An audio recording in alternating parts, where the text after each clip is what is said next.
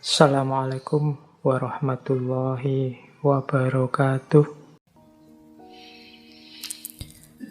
Baik, kita lanjutkan. Biar nanti tidak terlalu malam. Kalian kan segera ingin tirakatan. Oke ya. Intinya kita disuruh jauh-jauh menghindar dari sikap permusuhan. Nah, sekarang caranya gimana sih? Tips-tips kita bisa menghindarkan permusuhan. Yang pertama, kata Syekh Said Nursi, mari hidup dengan gaya positif dan konstruktif. Positif dan konstruktif itu seperti apa sih? Semua kebaikan yang kita tahu, ayo kita jalankan. Mari kita fokus menjalankan ilmu, kebaikan, kebenaran yang kita tahu tanpa harus memikirkan orang lain yang menurut kita salah, keliru, remeh, dan lain sebagainya. Jadi ini untuk menghindarkan permusuhan. Jadi kita kan tahu bahwa saya tahu ini baik, ini benar, ini menurut saya yang pas. Ya sudah, jalankan saja itu sebaik-baiknya. Jangan tidak menjalankan ini tapi fokus pada yang lain. Ini kalau bahasanya Al-Quran kan ini yang disebut fastabiqul khairat. Fastabiqul khairat itu kita berlomba dalam kebaikan. Berlomba itu berarti ayo kita perbanyak kebaikan. Juaranya adalah yang kebaikannya yang paling banyak, bukan yang komentarnya paling banyak. Kita sering lebih sibuk ngomentari buruknya orang lain dibandingkan menjalankan baik yang kita yakini. Menjalankan kebaikan yang kita yakini. Akhirnya apa? Kita tidak dapat apa-apa. Permusuhan kita jadi dosa, kebaikan kita tidak dapat pahala, wong kita tidak jalan. Itu mungkin ibaratnya kayak perlombaan kapal gitu ya. Kita tidak mendayung-dayung tapi sibuk ngomentari kapalnya sebelah. Wah, kapal itu jelek. Wah, itu catnya kok warnanya gitu. Wah, kalau kayak gitu mesti kalah. Wah, orangnya kurus-kurus tidak mungkin menang. Tapi dia jalan, kita sibuk ngomentari tidak jalan-jalan. Kita sibuk dengan permusuhan, lupa untuk menjalankan kebaikan. Maka untuk menghindarkan permusuhan apa? Yang positif dan konstruktif. Ayolah kita jalankan kebaikan saja sejauh yang kita tahu. Yang kedua, tips dari Syekh Said Nursi, ini seperti yang awal tadi ya. Ayo mencari kesamaan yang bisa menyatukan. Bukan perbedaan-perbedaan kecil yang bisa membuat kita berselisih. Jadi ikatan-ikatan bersama. Oh iya ya, kita sama-sama manusia. Wah, kita sama-sama mahasiswa. Wah, kita sama loh kalau ngaji filsafat mesti ngantuk. Wah, kita sama loh kayak orang. Kan banyak kesamaan-kesamaan. Kita cari itu lebih asik, lebih punya banyak saudara. Daripada sibuk nyari yang beda-beda. Yang ketiga, ini menarik kata beliau, ayo adil ya. Boleh kok kamu berkata pendapatku yang benar, pendapatku yang lebih utama. Karena kamu yang tahu tentang pendapatmu. Tapi jangan kita memvonis orang lain, menghakimi orang lain. Pendapatmu salah, yang benar pendapatku saja. Yang baik pendapatku saja. Ini namanya memvonis orang lain. Jadi kamu meyakini kebenaranmu, it's okay, tidak apa-apa. Tapi jangan menghakimi kebenarannya orang lain. Karena kamu tidak tahu proses apa yang dia alami, dasar apa yang membuat dia yakin, dan seterusnya.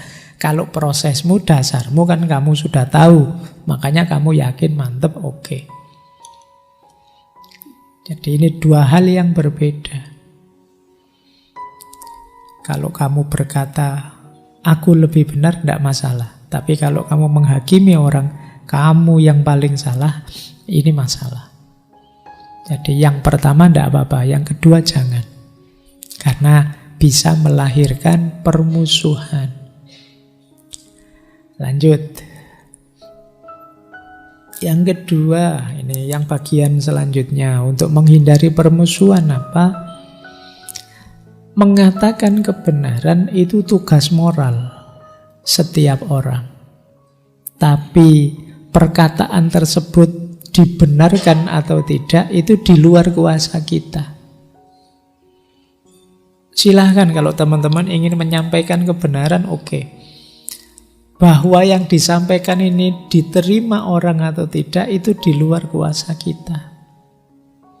Tugas kita hanya sampai level menyampaikan, bukan memaksakan. Nah, yang sering terjadi apa? Orang ingin memaksakan kebenarannya, perspektifnya, sehingga kemudian lahir permusuhan. Menyampaikan kebenaran itu hak kita. Tapi perkataan kita dibenarkan atau tidak, itu bukan hak kita.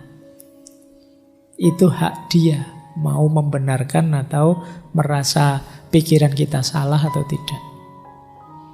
Nah, ini harus kita ingat-ingat, biar kita tidak salah mengambil sikap menghadapi orang yang berbeda dengan kita. Yang ketiga, yang selanjutnya, ketiga atau kelima ini mau. Jangan memelihara kemarahan dan permusuhan untuk menyenangkan diri. Kadang-kadang kita itu memelihara permusuhan dan kemarahan biar kita senang. Kita puas sekali kalau lihat musuh kita, orang yang kita benci jatuh. Orang yang kita benci keliru. Rasa ke. Kita keroyok rame-rame lewat medsos. Nah, ini merusak diri kita. Kata saya Nursi, pembalasan paling tepat untuk orang yang menjahati kita adalah kita baik padanya. Itu akan sangat menyakitkan buatnya. Jadi kejahatan kok dibalas kebaikan, itu akan sangat menyentuh. Kalau kejahatan dibalas kejahatan, ya akeh tunggale. Semua orang ya begitu. Tapi ketika kejahatan dibalas dengan kebaikan, itu kemuliaan. Kita kan ingin hidup secara mulia. Kemudian orang yang batinnya penuh kebencian dan permusuhan, sebenarnya dia tidak sadar sedang menyiksa dirinya sendiri. Orang membenci itu kan capek, lelah. Kalian energimu habis untuk mencari jeleknya orang yang kamu benci. Kalau dia ngomong kamu dengerin saja, awas, salah mau tak viralkan. Jadi kamu malah lebih perhatian. Mungkin penggemarnya yang sejati malah mendengarkannya santai-santai. Kamu yang benci mendengarkannya serius. Nah, ingin nyari salahnya di mana. Jadi kamu lebih capek ternyata. Kamu meneliti sampai detail. Wah, coba tak cek di postingan lama-lama mesti ada. Saya ingat loh. Jadi kamu lebih capek dibandingkan. Mungkin orangnya ya santai-santai, tenang-tenang saja. Kamu yang habis tenaga, habis biaya, habis waktu melayani kebencian dan permusuhanmu. Jadi ini mirip perilaku orang bunuh diri. Kamu sedang menyakiti dirimu sendiri saat kamu membenci dan memusuhi orang lain. Terus, apalagi strategi untuk menghindarkan permusuhan, yaitu meninggalkan sikap sombong dan tinggi hati. Otomatis ya, berhadapan dengan orang yang sombong, biasanya kita tidak senang, tidak suka. Kita sendiri yang sombong, semua orang menurut kita di bawah kita. Relasi kesombongan ini nanti melahirkan kedengkian, emosi, persaingan. Maka kata saya Nursi, semoga tidak ada yang menganggap kesombongan itu kemuliaan. Karena sering saya bilang manusia itu tidak kompatibel dengan kesombongan. Ibaratnya komputer, manusia itu kalau diinstalkan dalam dirinya kesombongan itu akan crash. Tidak cocok. Wong hakikat diri kita itu kan makhluk. Diri kita yang paling awal, paling dasar itu kan hakikat kita itu kan makhluk. Sesuatu yang diciptakan. Kita itu tidak ada sendiri. Jadi kita tidak pantas sombong. Manusia kalau sombong itu kan kamu sendiri deket-deket orang sombong kan tidak kerasan. Tidak enak. Karena apa? Programnya tidak kompatibel dengan kemanusiaannya. Makanya orang sombong dan orang yang disombongi itu sama-sama gelisah. Karena itu tadi, tidak manusiawi, tidak kompatibel dengan aspek kemanusiaannya. Maka yuk kita latihan ya, menghindarkan permusuhan, menghadirkan perdamaian dengan jalan-jalan yang disarankan oleh Syekh Said Nursi tadi. Oke, untuk malam hari ini saya cukupkan sekian dulu.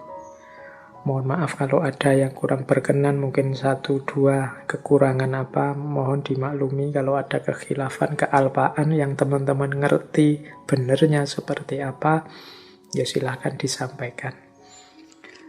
Kurang lebihnya mohon maaf. Wallahul muwaffiq, wallahu a'lam bissawab. Wassalamualaikum warahmatullahi wabarakatuh.